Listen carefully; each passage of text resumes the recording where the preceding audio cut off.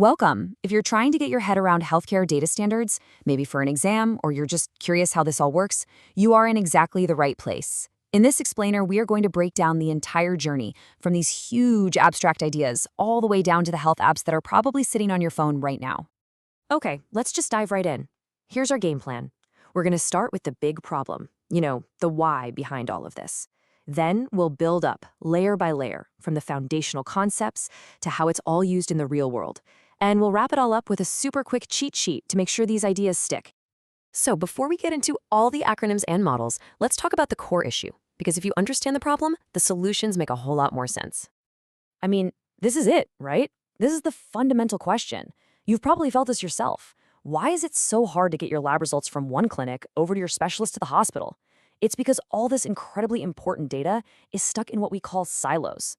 Each system speaks its own digital language, and they can't understand each other. That is the problem we're trying to solve. Okay, so how do we fix this mess? Well, the solution is a really logical framework. And the key idea here is that we move from something really general and abstract to something super specific and concrete that a developer can actually use.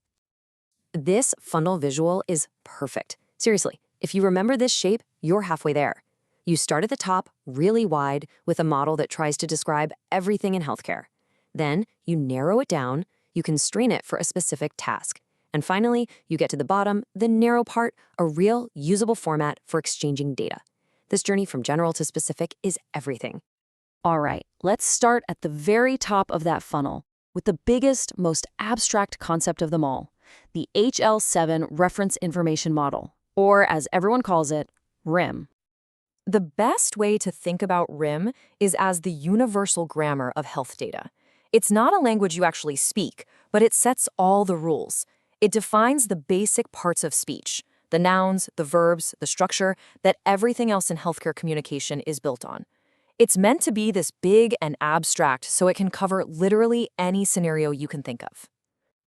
Now, if you're studying for an exam, you absolutely have to know these 4 things. They are the DNA of every healthcare event according to RIM. You have an entity, which is just a person or thing, a role, which is the job that entity is doing, an act, which is the event itself, and finally, participation, which is the glue that connects a role to an act. Let's make this less abstract. See, here's how it all clicks into place in the real world.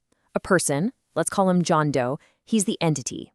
The function he's serving right now, patient, that's his role. The consultation with the doctor, that's the act. And the fact that John, as the patient, is part of that consultation, well, that's the participation. Being able to do this translation is key to cracking exam questions. Okay, let's move one step down our funnel. We have our universal grammar, RIM, but it's way too broad to actually build anything with. So the next step is to refine it, to make it more specific. And that brings us to the RMIM, the Refined Message Information Model. So if RIM is our universal grammar, and RMIM is like a specific dialect. It takes all the core rules from RIM, but adapts them for one particular conversation, like sending a lab result or admitting a patient. We're going from a model for all of healthcare to a model just for this one task. And this comparison, this is a classic exam topic. So here's the deal. RIM is the abstract what. It's the giant library of all possible concepts. RMIM is the concrete how. It's the specific blueprint for how to arrange those concepts for one single job. Think of RIM as the entire hardware store, and RMIM is just the handful of tools you picked out for your weekend project. For any coders out there, here's an analogy that might make this super clear. RIM is like defining abstract classes. You've got the concepts for entity, role, act, but they're just templates. You can't actually do anything with them directly. An RMIM, though, is like creating a real, concrete class from those abstract parts. Something like an encounter message is built for one specific purpose, to package up all the info for a clinical encounter. It's not abstract anymore. It's a specific, usable thing. Okay, so we've got our specific blueprint, the RMIM, but that's still just a model on paper. We need a way to actually package and send the data using modern tools. And that brings us to the bottom of our funnel, to the part you can actually use, the implementable specification we call FHIR. And this is what the end result looks like in the modern world. FHIR, which stands for Fast Healthcare Interoperability Resources, package data into these nice, clean, predictable chunks called resources. A patient resource, for example, has these clear fields like name and birth date. This is the actual data packet that gets sent between systems. And even though it looks new and shiny, the DNA of RIM is still in there. A patient resource is still an entity playing a role. Now, if you only remember one phrase about the framework that makes FHIR work in the real world, make it this one.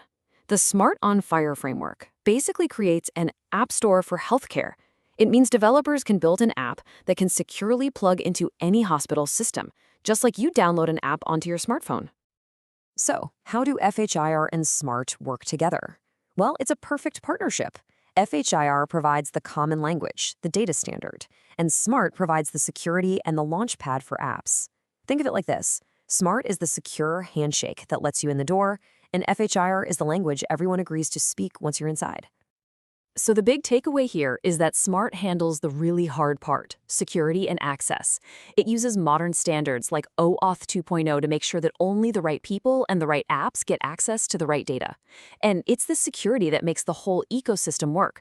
It's why everyone from Apple Health to the US government trusts it. All right, we have gone all the way from super high-level theory down to the apps running on our phones. Let's do a really fast review to burn these concepts into your brain for exam day. First, RIM. Just remember universal grammar. It's the abstract foundation for everything. You can't build with it directly, but nothing gets built without it. Next, RMIM.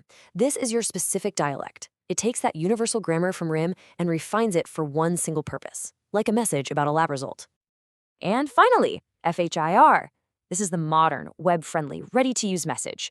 FHIR resources are the actual data packets that computers are exchanging right now, today.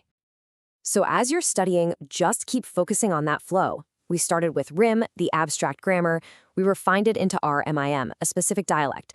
And that led to FHI, the modern message. If you can explain that evolution from abstract to concrete, you've totally mastered this topic. Use the analogies we talked about, and you're gonna do great. Good luck!